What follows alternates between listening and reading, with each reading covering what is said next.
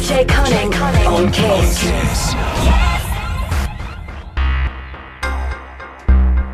Welcome back. With me now is Mr. Begg. How you doing? I'm doing very well, thank you. Very well. And I say Begg because, you know, now we've consolidated all of your names. You have literally been known. You've probably got the most pseudonyms than anyone else on this planet. Yeah, that could be possible. I would like to qualify, it was a crazy. A lot of it just to do with record companies. Yeah. Because they wanted me exclusively for one thing or another.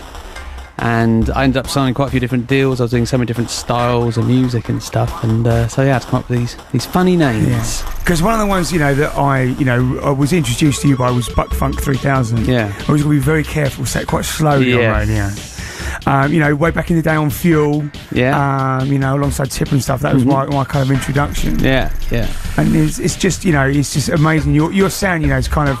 There's always been a very sort of kind of left field, quirky kind of sound. Yeah. And you still stay true to that. Yeah, I do, but I also, I mean, not with everything I do, but if I'm going to do a track that's, you know, a dance floor track, then it's got to work on the dance floor. So I always try and, you know, even though they're weird and... I don't think they're that weird. That's the weird thing. So to me, that's what everyone should be doing. I don't know why everyone doesn't make music, because to me it all makes a weird kind of sense, but that's probably just everyone me. wants the pop formula. But I do try and think of dance floor. I do try and think, you know, it's got to work in a club. At the end of the day, if it's dance music, it's got to work in a club. Could be good Sunday afternoon listening while you're having a roast in it. You never know. But yeah. So we're all consolidated now. We're all about Begg. Yes, Begg. And you've got your own label. Yeah. Noodles. Yep. Where'd you get the name Noodles from? I can't remember now. I think it might have been a quote from somebody. Somebody who knew. I think it was Frank Zappa or somebody. I was reading a bio by him, and it was just said something about noodling and noodling around. I thought, yeah, that's what I noodle. That's me. I do a lot of noodling. Yeah, and the label's going to be all about noodling and just doing what you like, because it's your own label, so you can be self-indulgent and do as you please. So, I mean, that's quite important for you to have your own label? I mean, obviously, you know, the artistic freedom that you get is fantastic, but you find you miss keeping someone in check, or are you just happy just to run wild? No, it's yeah, I do miss it. I miss someone bucking me up and telling me to, you know, get the releases done and do that mix, and what about the artwork? And because if it's all just left to me, I think that's why I end up, you know, just being really slack and not enough releases coming out. So it is. I do miss having someone. To be honest, it's you know, it's more of a necessity than anything else, because I couldn't get a record deal, frankly.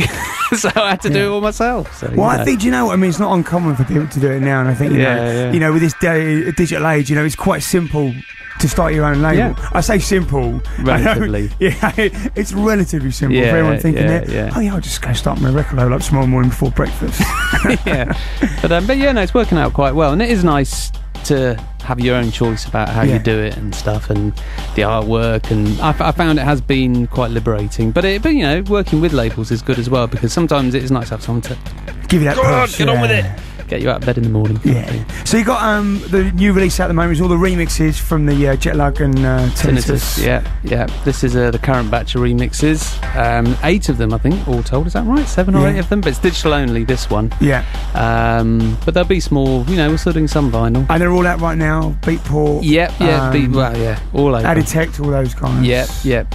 Because I've got to say, as soon as I got that remix package, that high-ranking one, my God, opened my world up. It really did. Yeah, well, it's great when you get a really good mix in like that, because that's kind of thing. Because I don't have a strict schedule. I'm not doing it super professionally. But the minute I got a mix in like that, it's like, right, I've got to get the other mixes in now because I need to get this out. Yeah. So it's really good to have one good mix that spurs you on. Be the driving force behind it. Yeah, definitely. So I thought I just wanted to get that out as quickly as I could, because it was it's a cracker. Yeah. Cool. So what's coming up for Begg? Still took me about 9 months.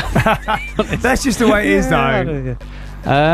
What's coming up next? There's going to be some more Noodle stuff coming up, but possibly the next thing. Well, there's this Come Correct on Mutate. Is that out now, or is that coming soon? I think it's coming out very soon, like a matter of days or weeks. Yeah. Then there'll be another single on Mutate, The Bleeps, with remixes of that. That was out a while back on General Middy's Y4K.